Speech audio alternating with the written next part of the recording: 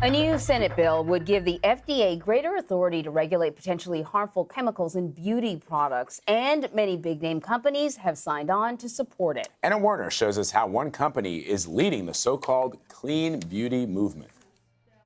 Here in downtown New York, this looks like a typical cosmetics store.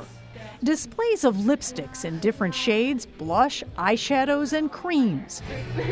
What you won't find in the store from a company called Beauty Counter is potentially dangerous chemicals, says its CEO, Greg Renfrew. I think consumers, they want to know what's in their products. They want to know, are these ingredients safe, for their health? They want complete and utter transparency, and that is forcing the entire industry to change. Renfrew wants to lead a clean beauty movement by creating traditional products without traditional and often toxic ingredients, starting with a never list. Over 1,500 chemicals they say they'll never use in their products. Chemicals like retinol. It's used in many sunscreens and anti-aging products, but may damage DNA and cause skin tumors. Formaldehyde, a preservative in some shampoos and body washes that can cause cancer.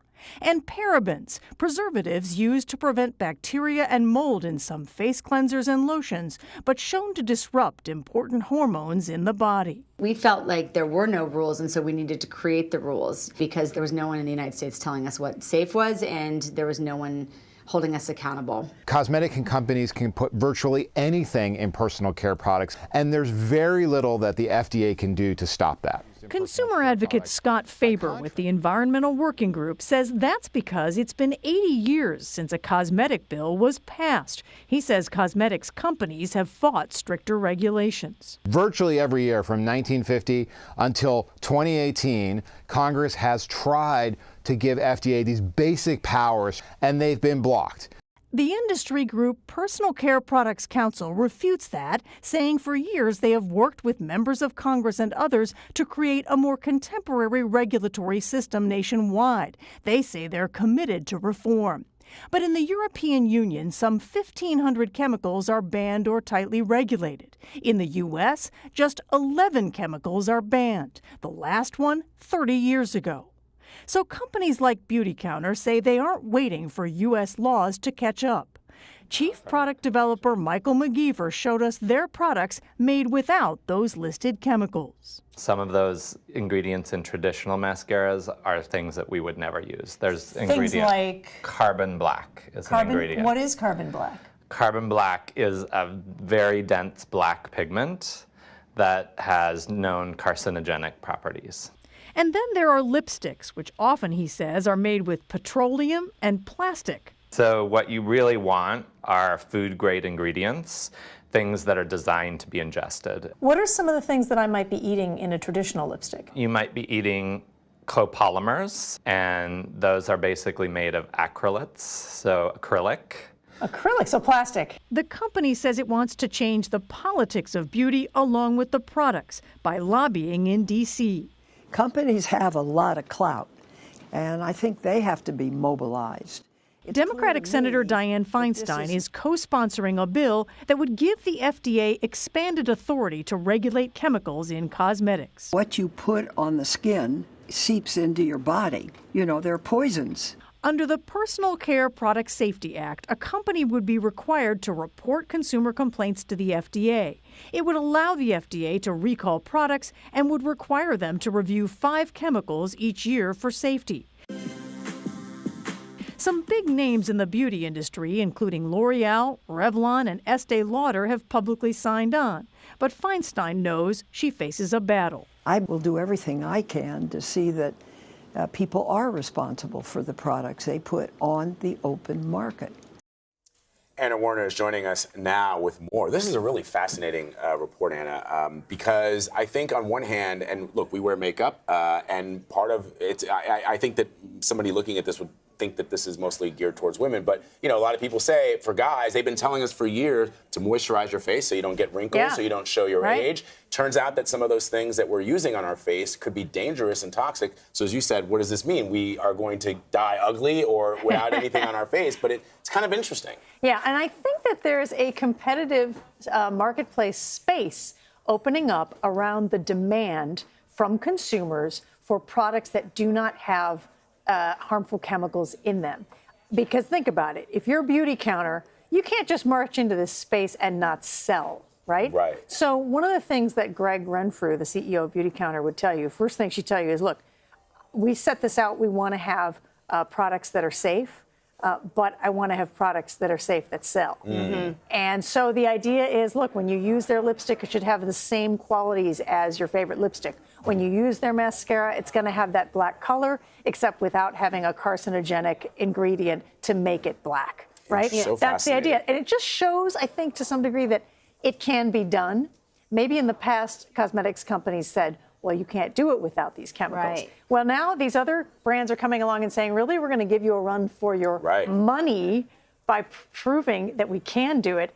And so you're seeing some of the big names now. I've seen some ads from big companies where they're now advertising all that you want without what you don't want. I think that, you know, and I'm learning more and more every time you show up at this desk, that the FDA may not be the protector that we assume that they are. Right. And so when you list the handful of companies that the FDA looks out for, then I'm coming to realize now how many other chemicals, handful of chemicals, how many other chemicals are sort of slipping through the cracks. And retinol is in everything. That in Europe they banned. Yeah. Right. So think about that. In Europe, they have this list, which is most of Beauty Counter's Never list.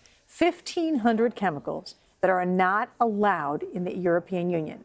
Guess what? In the U.S., just 11 chemicals. And it's because, frankly, this is a capitalist society, and the government does not want to hinder companies making money, and that's really one of the issues that you see here. This is not the first time you've come here and talked to us about stuff like this, where whether it's food-related or products like this, that the EU has banned certain things that people ingest or that people put on their face that are available to the United States. Right. I mean, I know a guy who wrote an entire book on all the things that you can do in the U.S. that they can't do in the EU, and how, think about this too. If you're a worldwide cosmetics company, right, and you need to sell products in the EU and in the U.S., that means that whatever you're selling in the EU can't contain those chemicals. So what are they selling in the EU? Maybe they could sell that same thing in the U.S. Right.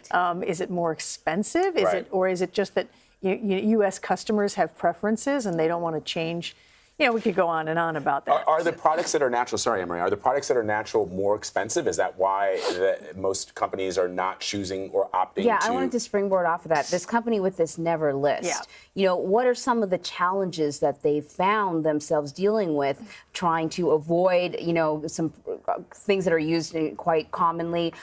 Here's an example. Retinol we've been using forever. I'm also wondering, not just like sort of finding replacements, but also can they trust their manufacturers to put only what they want in their products? Well, one would hope so. Yeah. I don't know the ultimate answer to that, but I did ask them, I said, what was the most difficult thing to come up with? And he said mascara, because of this carbon black ingredient. They had to find a substitute. And also, when you think about a mascara, for example, women, you typically use mascara, not so many men. Some men actually do, but it has to go on.